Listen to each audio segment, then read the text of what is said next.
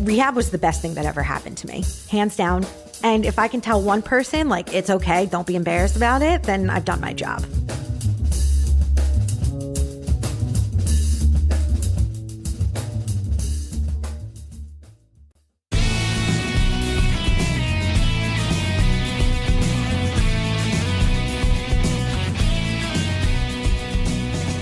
From Offscript Media, I am Matthew Zachary, and this is Out of Patience.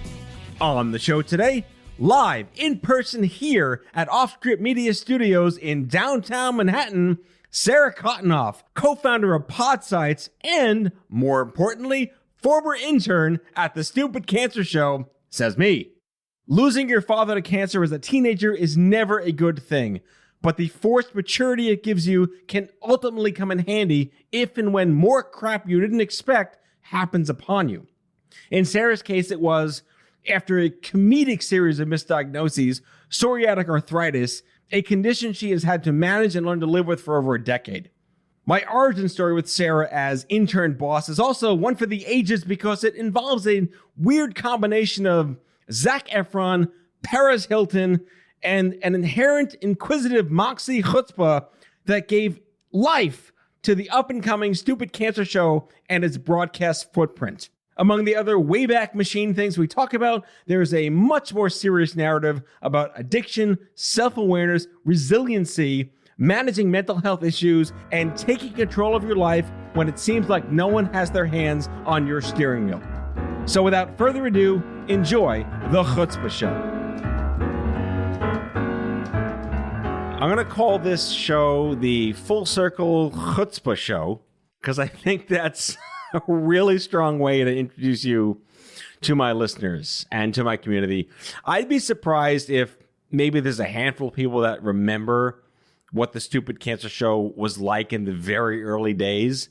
But Sarah Cotenoff, you were there in that tiny windowless little room with, again, no windows, barely some air conditioning, black walls filled to the gills with shelves and racks. And there we were trying to change the world one stupid cancer patient at a time.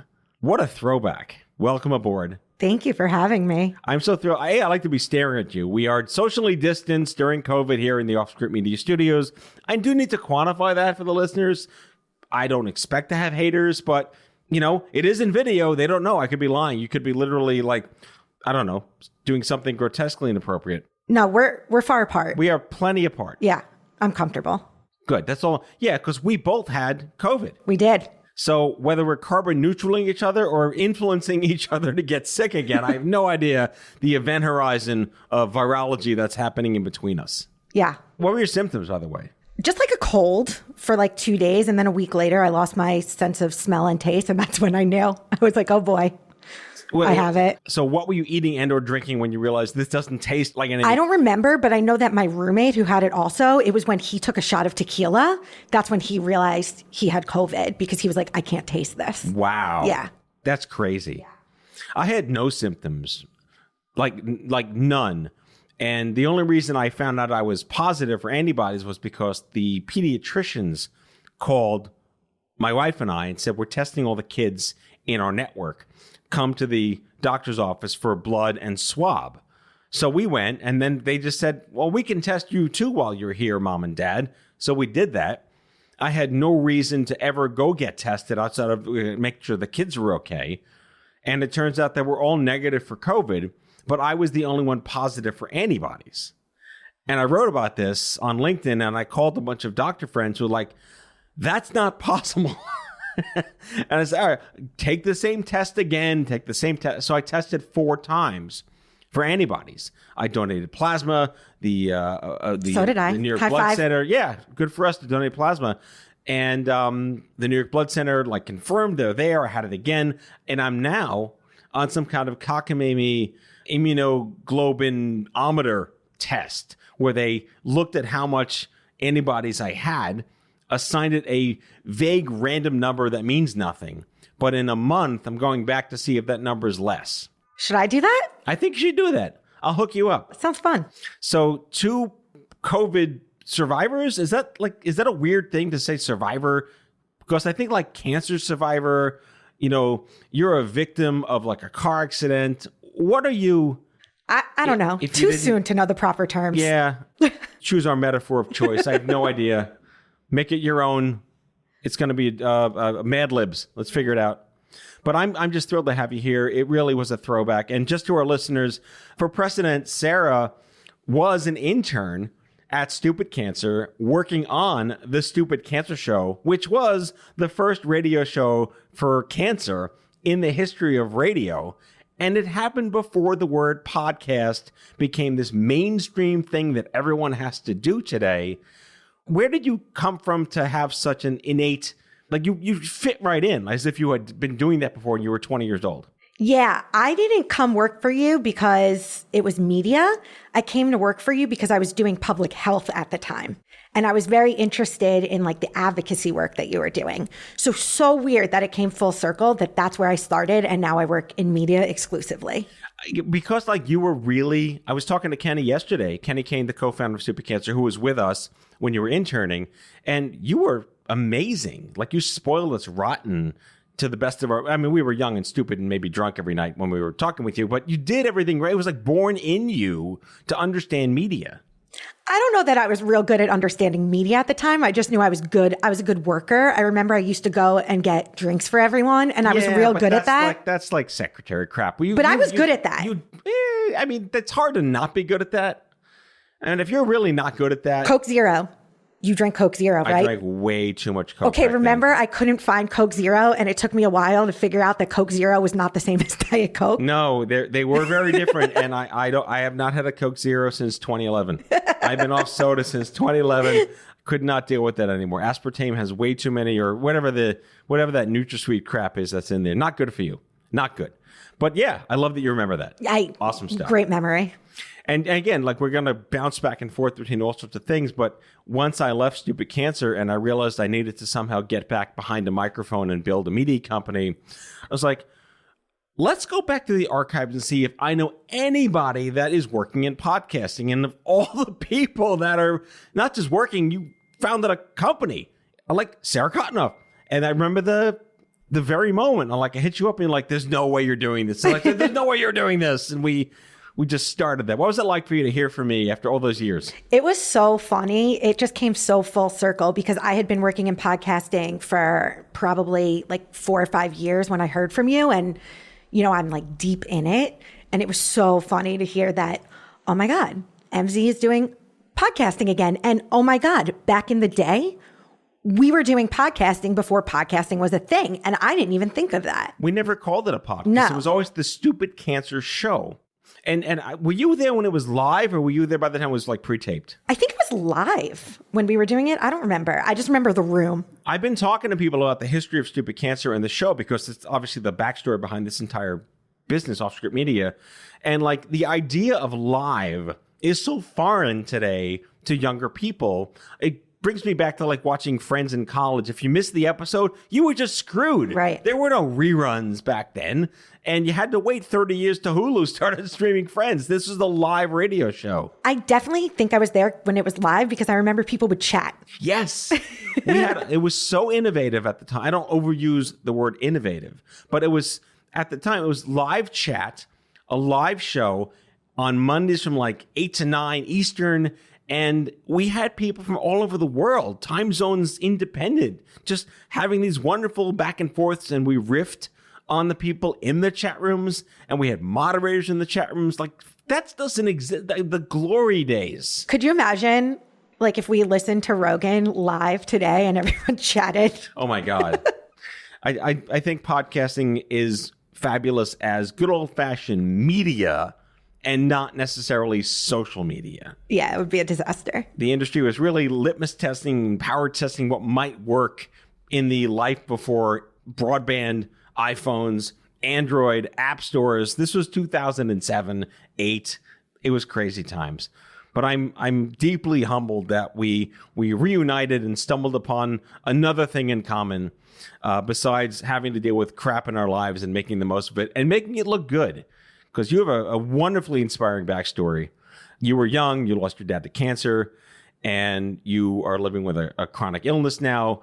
that is maybe judged or it just, you have to endure with style. So let's dig in. Let's dig into that. Let's talk about, if you're open to that, let's talk about your dad and what's it like to be a teenager who loses their father to cancer. Yeah. So kind of a weird story. So it was October of my freshman year in high school. He was diagnosed with non-smoker's lung cancer.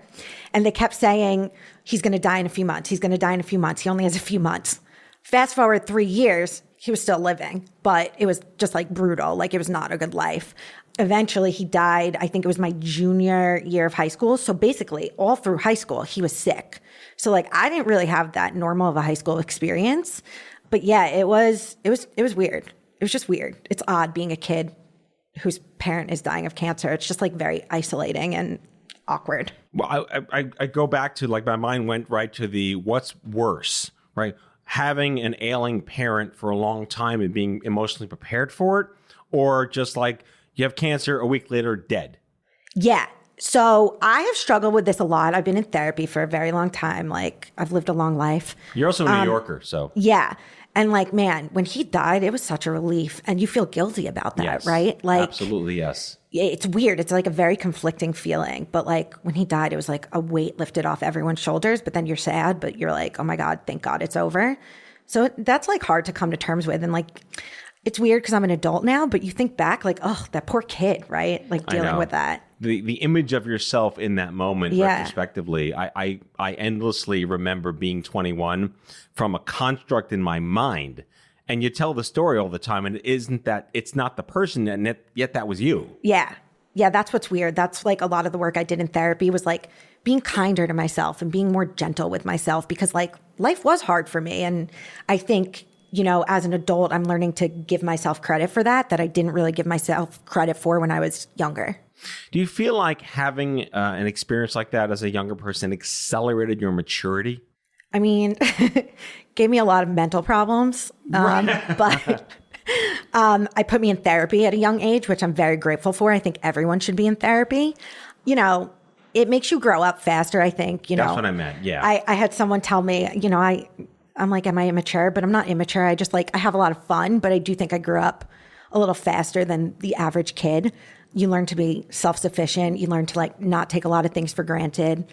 But yeah. It's a bit of an age boost that you didn't really necessarily ask for. Yeah. Yeah. So is that what inspired you to explore health as a potential career? Yeah. So I'd been involved with the American Cancer Society for a very long time. That's kind of what my cause was through high school. It like felt good to give back while I was going through like such a shitty situation. Am I allowed to curse on this show? Fuck yes. Cool. My style. So yeah, I had been, you know, working with the American Cancer Society and just looking for more ways to get involved. And that's how I found you guys. Yeah, and I think it's important to talk about that because it was one of the most oddly constructed, serendipitous-ish things to do. And I'll predicate that by telling the story of how in cancer, there's the real world of crap that actually happens. And then there's the celebrities and their black and white PSAs that I don't think really do much. But we lucked out at Stupid Cancer in the worst way because unfortunately we had a young adult cancer survivor enter our community named Emily Hobson. And she was living with a life-threatening cancer treatment schedule. And her cousin was Zach Efron. And this was 2000 and maybe 10, 11. What did you figure 2009, out? I think. 9, 10, 11, yeah.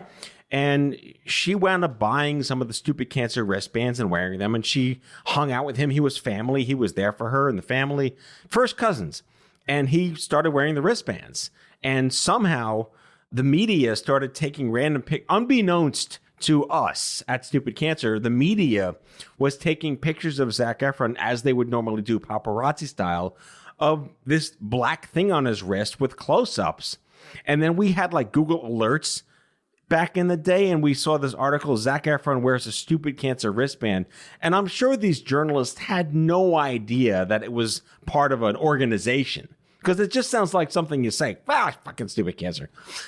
And Perez Hilton did a story about this without even knowing we existed, and you saw that story. How did that happen? So I, wasted my college years perusing Perez Hilton, just reading garbage. And I saw this post about Zach Efron wearing this stupid cancer bracelet. And I was like, what is this?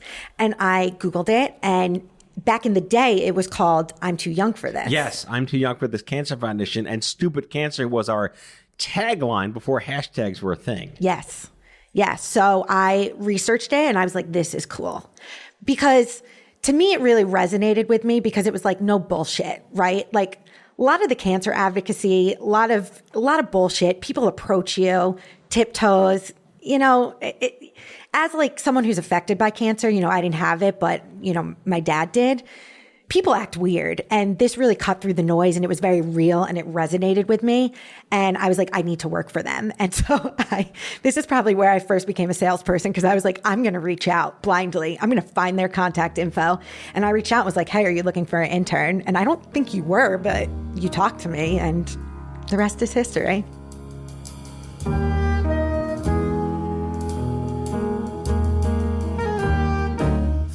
Back with our guest after the break.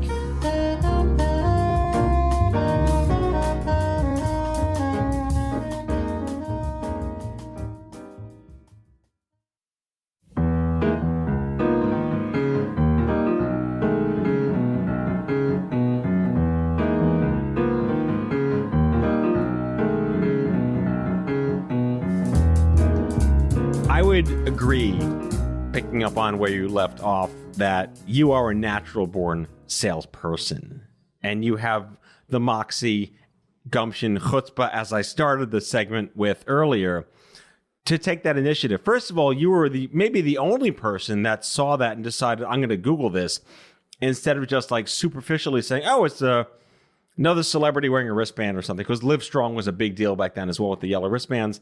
And you chose to Google it back before Google was Google, found us, stalked us, and you know what? Kenny, do we need an intern? Sure. Come on out. You came into the office and you were the intern. I really admire that level of self-starterdom that you bring to the conversation. Yeah, thanks. It's emblazoned on your sweater every day. Thank you. Like a positive version of the Scarlet Letter. You know what's funny? I thought you were calling the show the Chutzpah Show because we were Jews.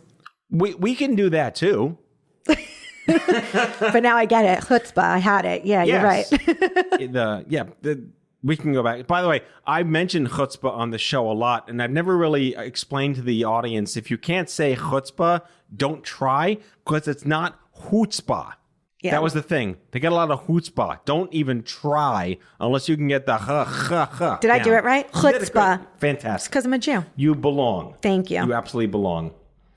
So let's dive into some of the, perhaps, I won't say darker, but more deeply rooted ways in which you've grown as an individual.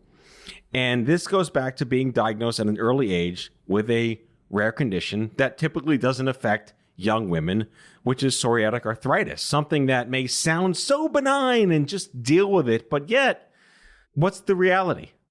Yeah, so luckily I'm good now. I treat it. I have weekly injections that I do, and it's very manageable. But when I was 20 years old, I was really sick, like real sick. And a lot of people don't know that. And you were misdiagnosed, too. They thought I had MS. They couldn't figure out what was wrong with me, and the timing sucked. I had just moved to New York. I graduated college a year early, which thank God I did, because if I was still in undergraduate, I would have had to take a medical leave.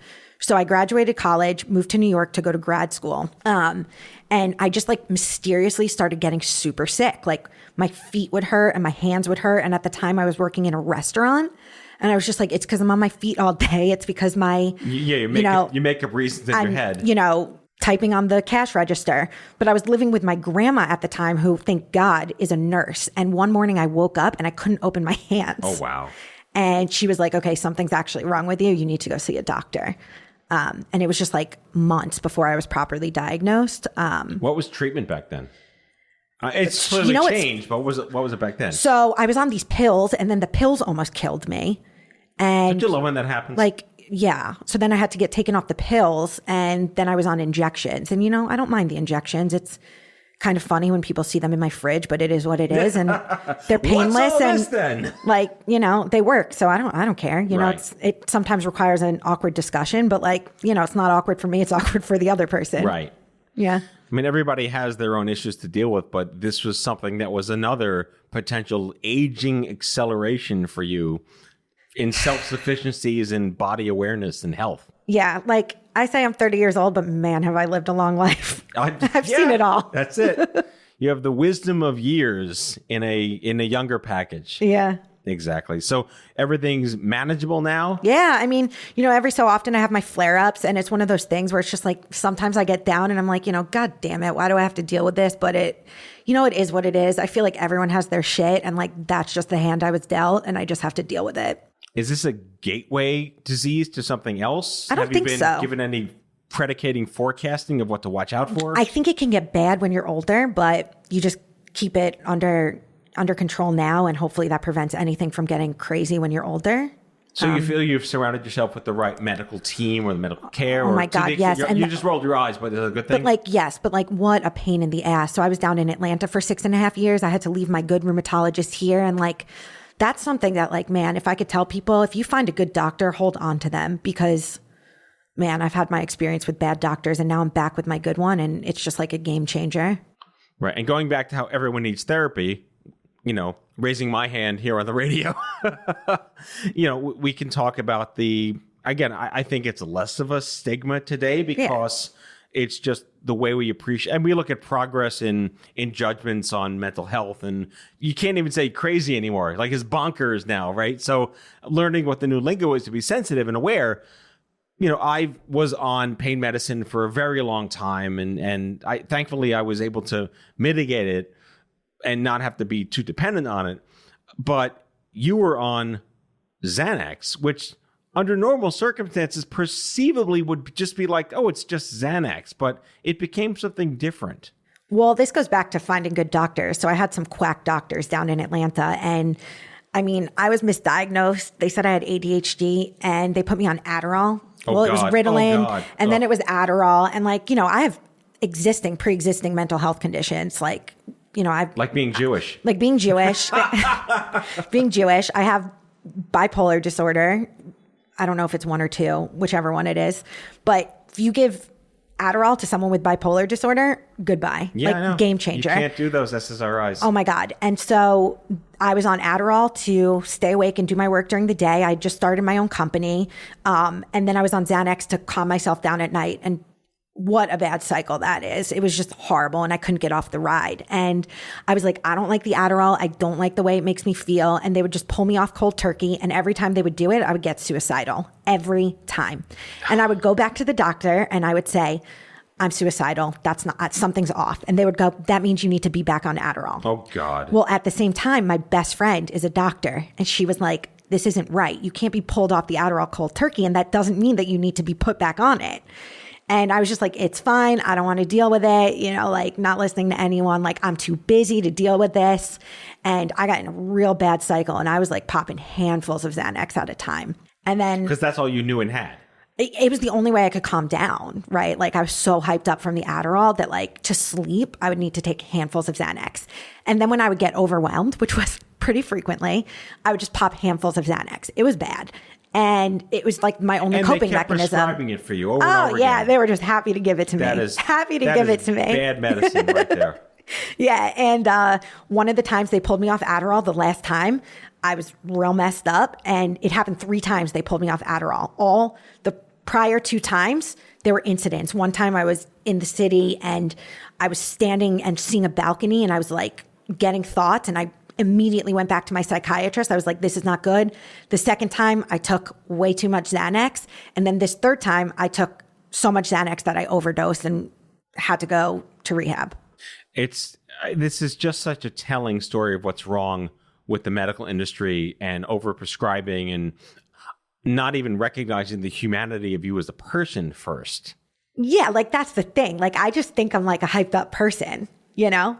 Right, but understanding who you are first, right, and then what you need second. Right. Not just, here's a script, enjoy yourself and Godspeed. Yep, that's exactly what happened. That's bad. Yeah. But so I'm prevalent. Many listeners are probably shaking their heads or nodding their heads at this point now because this is millions of Americans. It doesn't always have to be opioids. It could be anything. Well, that's what's so funny is when I went to rehab, I didn't tell my mom. So I had overdosed. I went to a mental hospital. Great time. Let me tell you, boy, do I have stories about that. And then for another show. Yeah, for another show. And then there was like 3 weeks where I was trying to, by myself, and, some friends were helping me, trying to find myself a rehab place. And the night before I called my mom, because I didn't tell her any of this was going on. And I was like, I'm going to rehab. And she thought it was for cocaine and opioids. Well, and I was like, that seemed like a natural response, though. I was like, no, it's for medication that the doctor gave me that I can't get off of. Like, I cannot get off the ride. I was addicted. So was it a fairly standard, I guess, quote unquote, standard detox period for you? So they detoxed me in I should stop calling, I don't know. Are you allowed to say mental hospital? The loony bin?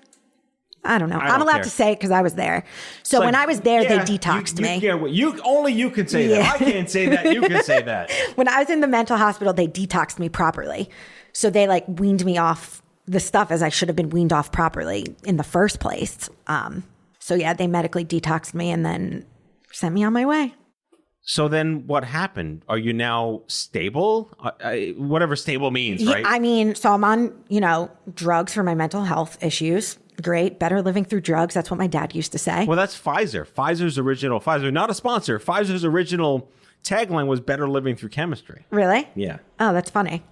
I mean, listen, it keeps me really stable. Funny. It's kind of sad, but it is sad because the drugs almost killed me. Yes. But, now I have good doctors. I have great doctors. Yeah. And, I'm very, rehab was the best thing that ever happened to me. Hands down, if everyone could go, I highly recommend it. That's your t-shirt. Changed my life. The best thing that ever happened to me. I'm not even kidding, though. Right. Yeah.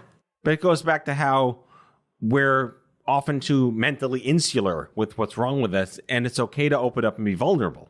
Well, when this happened to me, my mind was blown when people were telling me, oh, I've been to a psychiatric hospital. I was like, no way, you're kidding. More people than I could even count on one hand. Blew my mind. But it's like an in the closet thing, right? But as soon as one person says it, everyone opens up to you. Yeah.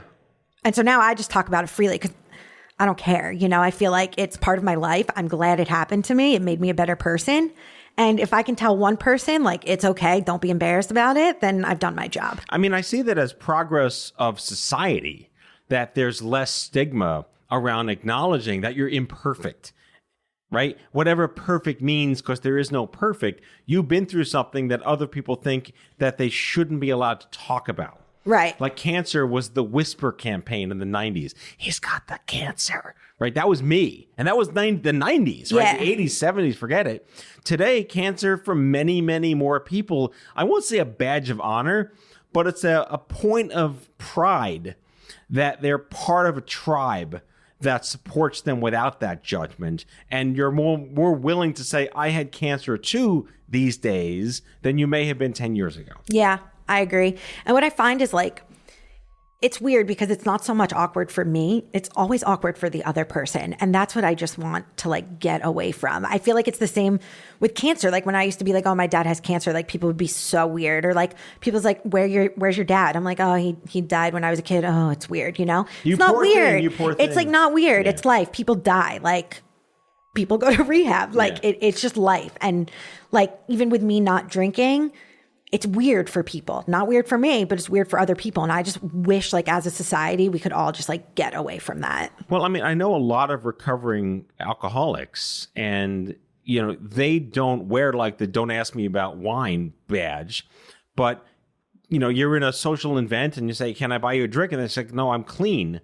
That used to be a knee jerk. Oh my God, really? You were drunk? No one does that anymore. You accept the fact that I appreciate that. That's brave. That's fascinating.